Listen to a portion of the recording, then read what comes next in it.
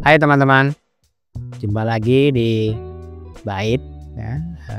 Dan kita hari ini akan membahas di mata kuliah statistik probabilistik pertemuan kelima. Kali ini kita akan membahas eksplorasi data statistik. Jadi ada 4, ada mean, median, modus, dan dispersi. Hari ini kita bahas 5 hal tersebut ya, yang ada menurut urutannya. Yang pertama kita akan bahas mengenai mean, median, dan modus, bagaimana konsepnya dan bagaimana menggunakan perhitungan ukuran-ukuran tersebut. Yang kedua kita akan membahas dispersi, yaitu varian, standar deviasi, dan range. Yang ketiga kita akan membahas visualisasi data, ya, bentuknya dalam histogram dan box plot. Keempat kita nanti ada studi kasus, bagaimana melakukan interpretasi atau mengambil makna dari ukuran-ukuran tendensi maupun dispersi tersebut. 5 kita akan bicara sedikit tentang kesimpulannya dan referensi bagi teman-teman yang ingin belajar lebih dalam lagi. Kita mulai dengan pengantar mengenai statistik dan ukuran tendensi sentral atau central tendency. Statistik itu sebenarnya adalah cabang ilmu pengetahuan yang berhubungan dengan pengumpulan data, analisis, interpretasi, dan penyajian data. Statistik deskriptif digunakan untuk merangkum dan menggambarkan karakteristik data yang tersedia.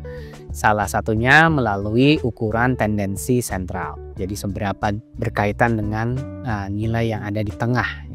Statistik inferensial, jadi lanjutannya bukan lagi statistik deskriptif ya. Statistik inferensial digunakan untuk membuat kesimpulan tentang populasi berdasarkan data dari sampel. Deskriptif menggambarkan ukurannya, inferensial menarik kesimpulannya. Ukuran tendensi sentral menggambarkan suatu nilai pusat dari distribusi data dan membantu kita menyederhanakan kumpulan data yang besar menjadi satu nilai yang representatif. Tendensi sentral sangat penting untuk memahami konsentrasi data dan merupakan dasar untuk analisis statistik lanjutan. Ukuran tendensi sentral utama itu ada 3. Ya, yang pertama adalah mean atau rata-rata, yaitu menggambarkan data-data aritmetik, angka-angka, semua nilai dari suatu kumpulan data. Misalnya digunakan untuk data numerik dan distribusi yang simetris. Kedua, median atau titik tengah dari data yang sudah atau telah diurutkan.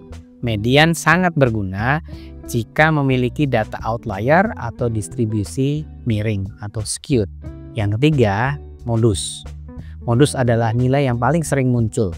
Modus dapat digunakan untuk data nominal, ya, ordinal, maupun numerik. Nanti ada tampilan mengenai satu contoh ukuran tendensi sentral mengenai modus, median, dan mean. Perhitungannya, ya. Jadi karena kita akan bicara mean, median, dan modus, maka kita berkenalan dengan konsep serta cara menghitungnya.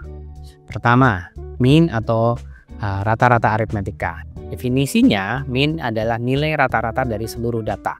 Dihitung dengan menjumlahkan semua data, lalu membaginya dengan jumlah data.